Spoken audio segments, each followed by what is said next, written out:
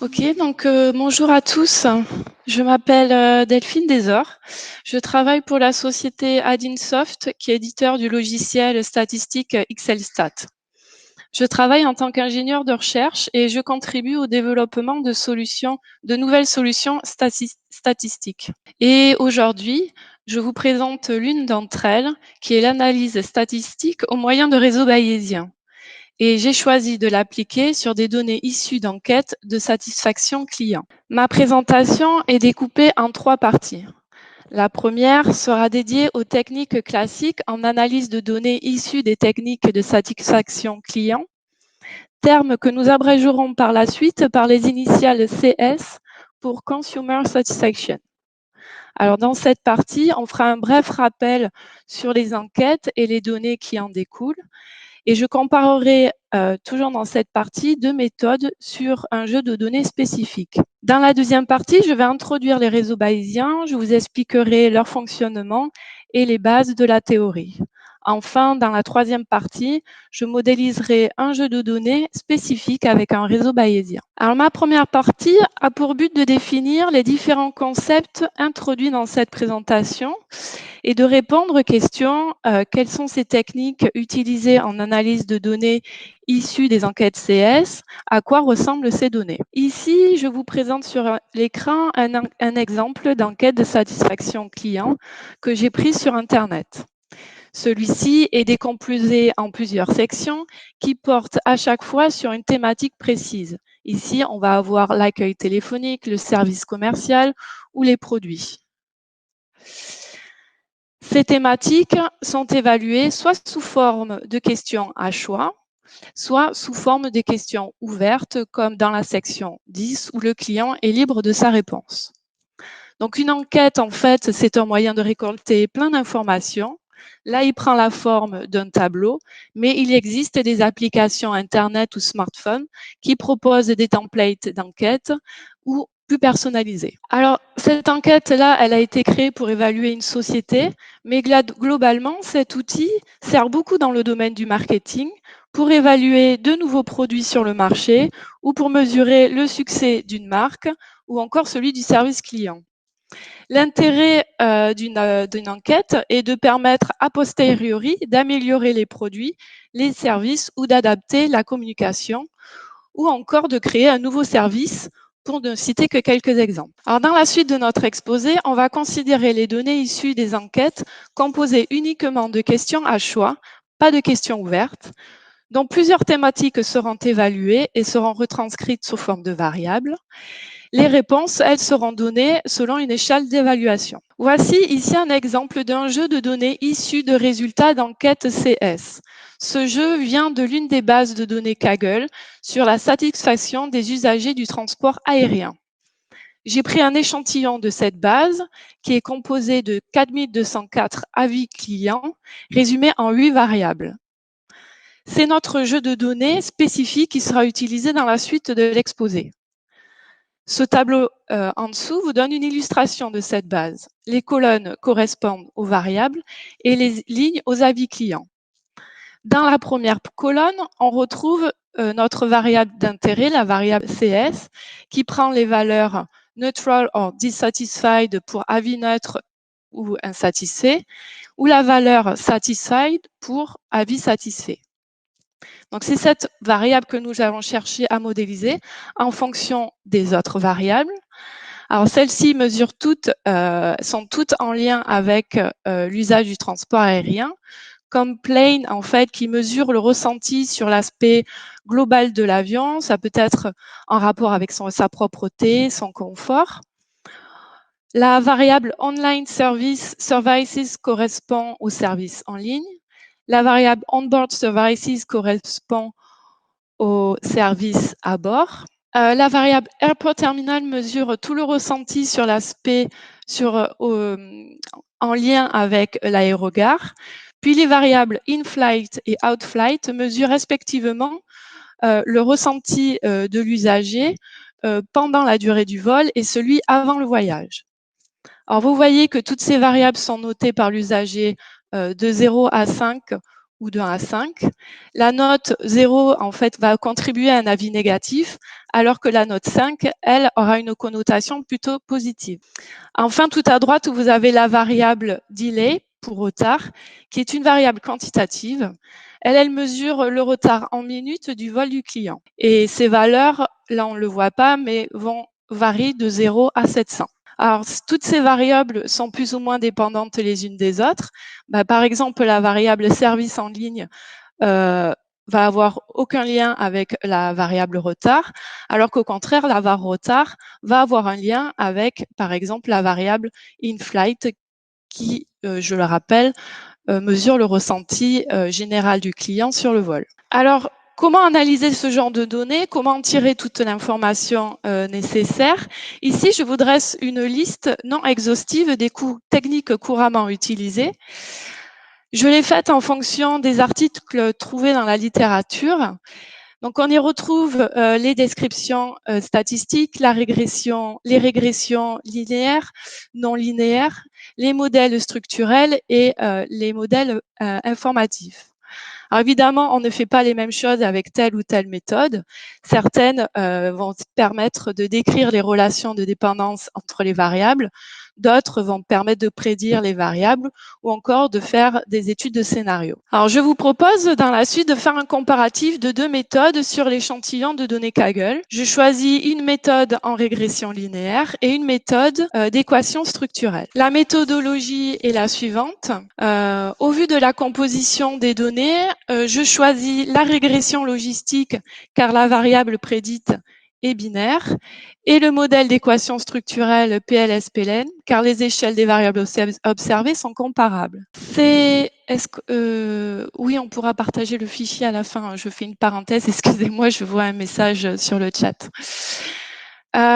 Donc, toutes ces méthodes sont disponibles sur le logiciel XLStat que nous allons utiliser. Donc, notre but va être de prédire la variable CS en fonction de toute l'information disponible, à savoir les 7 variables explicatives. Je précise qu'aucun nettoyage de données n'a été fait au préalable. Nous évaluerons ces méthodes sur un ensemble de critères qui ont été inspirés de l'article cité en bas de page. Le premier est l'intégration des données. Nous chercherons à savoir si l'ensemble des variables avec toutes leurs modalités sont pris en compte dans le modèle et comment. Le deuxième point est sa capacité à généraliser, c'est-à-dire est-ce que le modèle peut être utilisé à d'autres populations. Enfin, un troisième point, nous évaluerons sa capacité en tant qu'outil d'aide à la décision. Est-ce que les sorties du modèle sont utiles pour élaborer des stratégies d'amélioration de la satisfaction client? Alors, pour la régression logistique, les résultats obtenus sont les suivants. La variable CS est modélisée par l'équation que je rappelle en haut à gauche, où L de X est donnée par une expression mathématique beaucoup trop compliquée et beaucoup trop longue pour être mise sur cette diapositive. Cependant, je vous ai reporté dans le graphique ci-dessous la valeur des différents coefficients devant chacun des paramètres du modèle. Les paramètres avec un coefficient positif signifient qu'ils contribuent dans le sens d'un client satisfait, alors qu'à l'inverse, les paramètres avec une valeur négative contribuent dans le sens d'un client insatisfait. La matrice de confusion en haut à droite de votre écran nous informe que le modèle réalise entre 11 et 12% de mauvaises prédictions. Et le tableau en bas à droite nous donne l'erreur globale entre le modèle et les données qui est au-dessus de 0,5 pour la statistique R2. Alors, si on traduit ces résultats par rapport à nos critères d'évaluation, alors on peut dire que la régression logistique intègre 100% des variables. Cependant, attention au jeu de données utilisé, car ici, certaines modalités sont nulles et de ce fait, elles ont été négligées par le modèle. Ce modèle est généralisable à d'autres populations si on accepte l'erreur globale et sous condition que le jeu de données utilisé pour paramétrer le modèle est représentatif des populations. Et troisième point, à partir des coefficients estimés et leur interprétation, on peut déterminer des stratégies d'amélioration de l'ACS. Cependant, comme aucune corrélation n'est établie entre les variables, on n'a pas d'informations sur les liens entre elles et un possible levier d'action. Alors, passons au modèle d'équation structurelle PSPM. Alors, pour les non familiers avec ce modèle, j'ai regroupé ici en 2 points ses principales caractéristiques. C'est un modèle statistique graphique qui permet de modéliser les relations complexes entre des variables observées et non observées. Il comprend 2 sous-modèles. Le premier, pour décrire les relations entre les variables observées ou non observées, on parle de modèle de mesure. Et le deuxième modèle, c'est le modèle qui va relier les variables non observées entre elles, les variables endogènes au modèle. On parle de modèle structurel ou inner model. Alors, pour modéliser la satisfaction client des usagers du transport aérien, j'ai construit ce modèle d'équation structurelle dont vous avez une visualisation graphique. Tout en haut, vous avez la variable d'intérêt CS qui est directement liée à la variable in-flight et à gauche et à la variable out-flight. En amont de la variable in-flight, on retrouve les variables liées au temps du vol, comme par exemple la variable avion plane et la variable service à bord. Et en amont de la variable outflight, on retrouve les variables liées aux phases avant le vol, comme les services en ligne, l'aérogare et le retard. Ces 8 nœuds représentent donc nos variables non observées du modèle. Les variables observées, elles, qui viennent de la base de données Kaggle, sont matérialisées dans le graphique par les boîtes rectangulaires. On a autant de boîtes que de modalités. Alors, par contre, pour des contraintes techniques, j'ai dû diminuer le nombre de modalités observées pour la variable retard à 5. L'ensemble maintenant étant défini, on peut lancer les calculs. Les résultats obtenus sont les suivants. Le premier tableau en haut vous donne l'ajustement du modèle aux données. On voit que celui-ci est à plus de 0,9, que ce soit pour le modèle structurel ou explicatif. En dessous, je vous montre un extrait de la matrice de corrélation entre les variables observées et non observées. Elle donne en fait une idée sur la contribution positive ou négative de chacune des variables dans le modèle avec leurs coefficients. On ne s'attarde pas sur cette matrice. Ici, je vous donne les 3 modèles obtenus pour décrire les relations entre les variables non observées et avec leur coefficient d'ajustement R2. On voit que la variable CS est donc bien décrite, est décrite par la première d'équation et dépend donc des variables in-flight et out-flight. Son R2 est de 0,156, ce qui n'est pas très satisfaisant, alors que le R2 des équations suivantes est bien meilleur. J'essaierai de répondre, si ça ne vous dérange pas, à vos questions sur le chat un peu plus tard, s'il vous plaît, parce que sinon, je ne vais pas tenir les délais imposés. Ok, super, merci. Donc, si on discute les résultats obtenus pour le modèle PSPM en fonction des critères d'évaluation, alors ce modèle a pris en compte, on peut dire que ce modèle a pris en compte l'ensemble des variables. Cependant, la variable quantitative retard a dû être modifiée pour prendre un nombre restreint de valeurs. Peut-on généraliser ce modèle à d'autres jeux de données? Alors oui, par construction, mais le modèle sur la variable CS n'étant pas satisfaisant, le suggérant d'en élaborer un meilleur. Sur le critère aide à la décision, la matrice de corrélation et les équations aident à l'analyse de données et permettent d'élaborer des stratégies d'amélioration de la satisfaction. Alors, ces 2 approches sont intéressantes, mais quelques défauts ont été relevés, notamment sur l'exploitation des données brutes. Les réseaux bayésiens peuvent pallier à ces problèmes, comme nous verrons dans la dernière partie de la présentation. Mais maintenant, je vous propose une introduction à cette méthode statistique. Alors, un réseau bayésien, c'est un modèle graphique probabiliste c'est-à-dire qu'il est muni d'un graphe orienté acyclique, comme celui présenté à droite de votre écran, où les nœuds modélisent les variables et les arcs modélisent les relations de causalité. C'est un modèle probabiliste car chaque nœud et chaque arc doivent être définis par un tableau de probabilité. La taille des tableaux, eux, varie en fonction du statut du nœud dans le réseau. Par exemple, lorsqu'un nœud est parent, comme le nœud A en haut du réseau, le tableau, les probabilités vont être définies uniquement pour ces modalités, pour chacune de ces modalités. Lorsqu'un nœud est enfant, comme le nœud E à gauche de votre écran, alors on définit les probabilités en fonction des nœuds parents. Un réseau bayésien, ça sert à quoi? Ça sert tout d'abord à calculer les probabilités marginales et conditionnelles. Ça sert à expliquer les relations de cause à effet entre les variables, mais ça sert également aussi à faire des études de scénarios, à prédire ou à aider les décideurs dans leur choix des solutions. Pour comprendre un peu mieux le fonctionnement, je continue cette introduction avec un exemple d'application.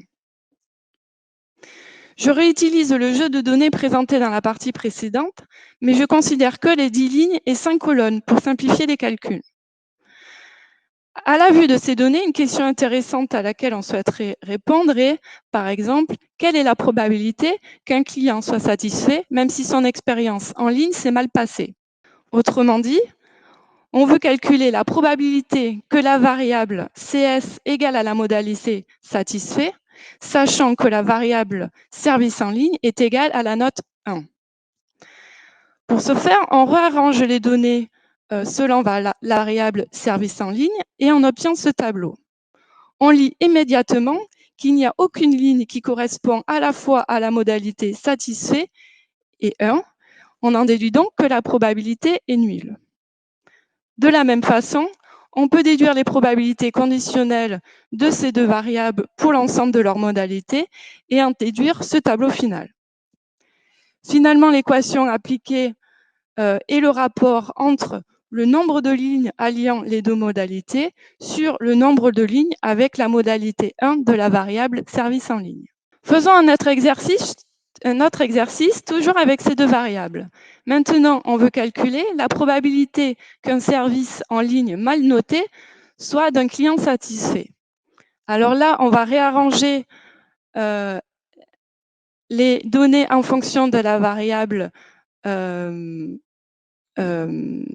CS, Customer Satisfaction, et on lit immédiatement qu'il n'y a aucune ligne qui correspond à la fois à la modalité satisfait et à la note 1, on en déduit donc que la probabilité est nulle. Si on reproduit ce raisonnement pour l'ensemble des modalités, on obtient alors ce nouveau tableau. Cette fois-ci, l'équation qui a été appliquée est la suivante. On a fait le rapport entre le nombre de lignes correspondant à la fois aux deux modalités sur le nombre de lignes correspondant à la variable CS. Il y a une erreur sur cette équation que je corrigerai pour la mise en ligne.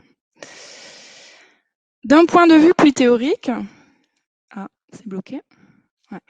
D'un point de vue plus théorique, les probabilités P1 et P2 que nous venons de calculer s'expriment aussi selon ces deux premières équations où le numérateur, en fait, qui est le même, représente la probabilité jointe. Et c'est en substituant par la probabilité jointe qu'on en déduit l'équation du milieu, puis enfin celle qui est encadrée, qui correspond à la formule de Bayes. Cette formule est fondamentale dans un réseau bayésien. Elle est à la base du calcul de toutes les probabilités conditionnelles et marginales. Alors, dans notre exemple, on a calculé les probabilités d'une variable sachant une autre, puis vice-versa. En fait, dans le premier cas, dans le premier sens, ce type d'inférence s'appelle la prédiction. C'est-à-dire que si une nouvelle information, une évidence, vient d'un nœud parent, alors on va chercher à connaître les probabilités de ces nœuds enfants. pour faire le parallèle avec l'exemple, B est la variable service en ligne et C la variable CS. À l'inverse, si la nouvelle information vient d'un nœud enfant, on va chercher à connaître les probabilités de ces nœuds parents. Ce type d'inférence et le diagnostic, il est très utile pour évaluer un scénario. Je termine cette partie en donnant 2 exemples concrets d'utilisation des réseaux bayésiens dans notre quotidien. Le premier est le diagnostic médical. Le réseau bayésien que vous avez à droite de l'écran modélise les interactions entre différents facteurs de risque et le diabète de type 2 qui est modélisé par le nœud T2D tout en bas du réseau. Ce type de réseau qui semble assez complexe est développé par les chercheurs et aide les médecins à bien diagnostiquer la maladie et à mieux la détecter. Un deuxième exemple d'utilisation est la détection de la fraude. Plus précisément, par exemple, la détection d'un achat frauduleux à la carte bancaire. Alors là, dans ce cas, le réseau bayésien va prendre en compte les informations du client qui souhaite faire la transaction, ainsi que les informations liées à sa transaction. Ces informations sont analysées et comparées à d'autres à l'intérieur du réseau bayésien, et un score est alors calculé en sortie du modèle. Si ce score dépasse un certain seuil, alors une alarme est déclenchée. Alors ici, notre objectif va d'être utiliser les réseaux bayésiens pour modéliser la variable CS. Pour ce faire, nous allons utiliser la toute nouvelle fonctionnalité réseau bayésien du logiciel XLStat. Le jeu de données est le même que celui utilisé dans la première partie, dont je rappelle juste ici les principales caractéristiques. Il est composé de 4204 avis clients et de 8 variables. La variable d'intérêt CS est dans la première colonne qu'on veut prédire en fonction des 7 autres variables, qui sont toutes des variables qualitatives avec des modalités variant de 0 à 5 ou de 1 à 5, sauf la variable retard qui est quantitative. Pour le choix du modèle, n'ayant pas trouvé d'exemple dans la littérature, je me suis inspirée d'un réseau bayésien développé pour l'étude de la satisfaction client sur l'usage du transport ferroviaire, qui est disponible dans le papier cité en bas de page. Alors, même si les variables utilisées ne sont pas exactement les mêmes que celles de mon jeu de données, les concepts, eux, sont très proches. Le modèle graphique est le suivant. Alors, les hypothèses, en fait, sont très proches de celles du modèle PLS-PLM, à savoir qu'on a la variable Customer Satisfaction tout en haut, qui est le résultat des variables in-flight et out-flight, elle-même résultante des variables avion et service à bord et des variables service en ligne, aérogare et retard.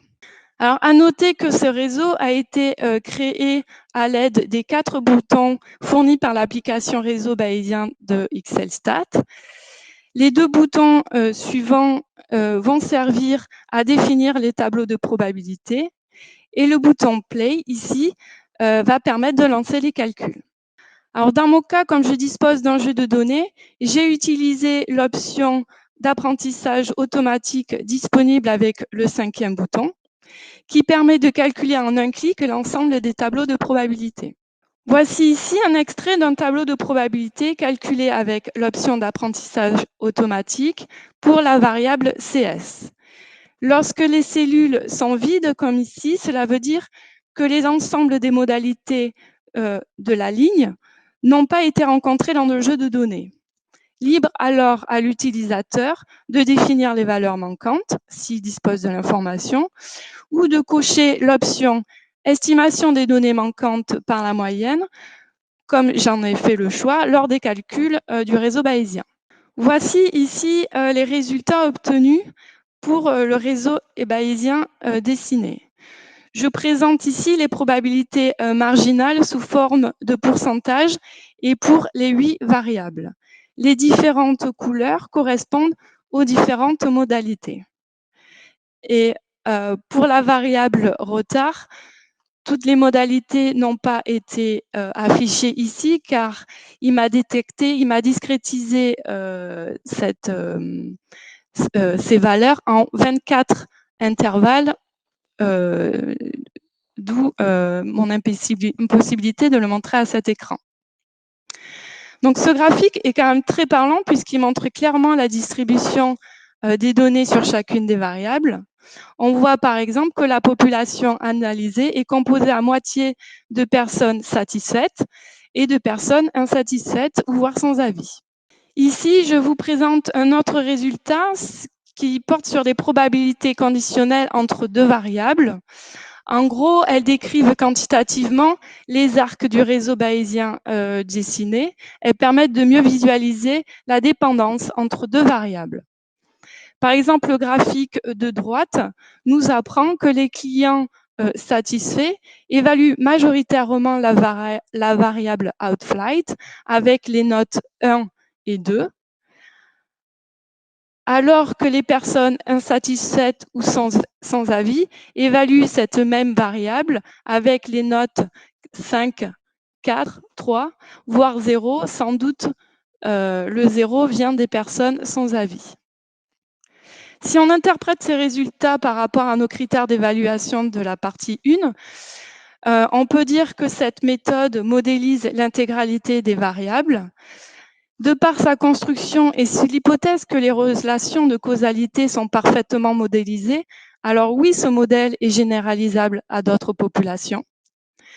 Dans cette approche, il faut savoir que seul l'avis d'un expert peut valider le modèle. Cette méthode est un bon outil d'aide à la décision car d'une part, il permet de faire des études de scénario, dont un exemple vous sera présenté ci-après. Et d'autre part, il facilite l'interprétation et la discussion grâce à son environnement graphique. Alors, pour appuyer l'avant-dernier propos, voici un exemple d'étude de scénario avec le réseau bayésien obtenu pour modéliser la satisfaction du transport aérien. Grâce à l'éditeur de probabilité proposé dans l'application réseau bayésien de ExcelStat, il est facile de modifier la valeur des probabilités. Ici, on choisit de modifier les probabilités marginales de la variable retard, telle que seule la modalité 0,1 soit non nulle. Toutes les autres sont mises à 0. On valide et on relance les calculs avec cette nouvelle information. Les résultats obtenus concernant les probabilités marginales sont présentés sur cette diapositive. On zoome uniquement sur les variables CS, in-flight et out-flight du modèle. On lit que le pourcentage de clients satisfaits a augmenté, ainsi que les notes 2, 3 et 4 de la variable out-flight. Les pourcentages de la variable in-flight, eux, sont inchangés car indépendants de la variable retard. J'en arrive à la conclusion de mon exposé. Je retiendrai 3 principaux points.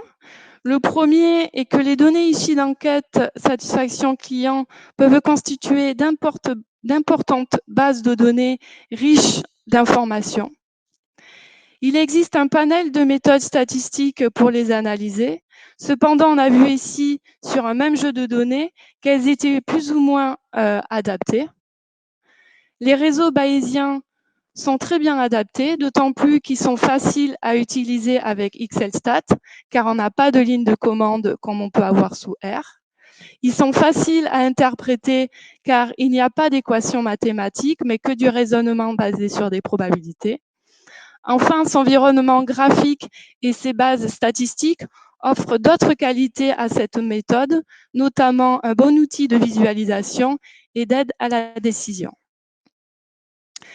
Je vous remercie pour votre attention et suis disponible pour quelques minutes pour vos questions sur le chat. Oui, alors on va essayer de reprendre les questions. Alors, pour le GOF du PLSPM, est-ce qu'il s'interprète de la même façon que le R2? Alors, pas tout à fait. Le GOF, lui, est la moyenne géométrique entre la communalité moyenne, c'est-à-dire qui mesure la performance du modèle externe, et le R2 moyen, qui lui mesure la performance du modèle interne. Ainsi, ce GOF, en fait, il évalue la performance de l'ensemble des modèles.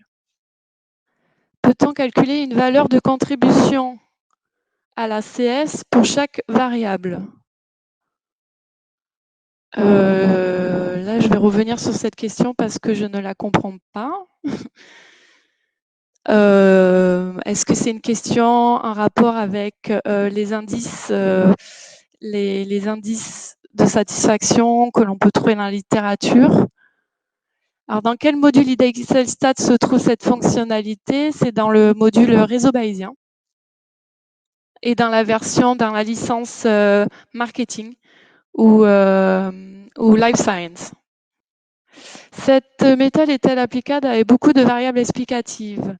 Par exemple, à plus de 40. Je n'ai pas testé encore moi-même. Je suis allée jusqu'à 13, 15 variables, mais pas 40. Il faut savoir que plus vous avez aussi de variables qui sont corrélées entre elles, plus il va être aussi, alors si vous disposez de données, tant mieux, mais plus il va être difficile de définir toutes les probabilités de façon la plus adaptée et correcte par rapport à votre problème. Donc potentiellement, oui, il peut le faire, mais après, derrière, c'est la disponibilité des données. Attends, y a-t-il une fonction de création automatique? Non, elle n'existe aujourd'hui. La fonctionnalité réseau bayésien de Excelstat ne permet pas encore de faire d'apprentissage automatique du réseau graphique complet. Alors, je connais pas très bien le modèle PLSPM. Donc, la question, c'est est-ce que de nous-mêmes, on peut définir des modèles dans le modèle? Dans le modèle, je peux vous donner une réponse sur le chat, peut-être juste après. Est-ce qu'il existe plusieurs modèles d'apprentissage? Non, il n'y en a à ce jour qu'un seul. Peut-on disposer de support de ce webinaire? On va essayer, j'ai envie de dire, parce que oui, en effet, c'est pas évident de répondre correctement là à toutes les questions qui sont posées sur le chat et sans échange concret avec l'intervenant, avec ceux qui questionnent. Oui, donc peut-être par rapport à la version aujourd'hui publiée des réseaux bayésiens disponible sur Excelstat, il faut savoir que c'est une première version et que elle sera enrichie, on l'espère très bientôt. Elle sera voilà. Est-ce que j'ai répondu à toutes les questions? N'hésitez pas sur votre écran, vous devez encore voir mon adresse mail. Donc, si vous avez des questions plus précises ou si vous voulez un complément à cette présentation ou avoir directement cette présentation, n'hésitez pas à m'écrire. Voilà. Merci. Merci, très belle journée et bonne continuation dans la conférence. Au revoir.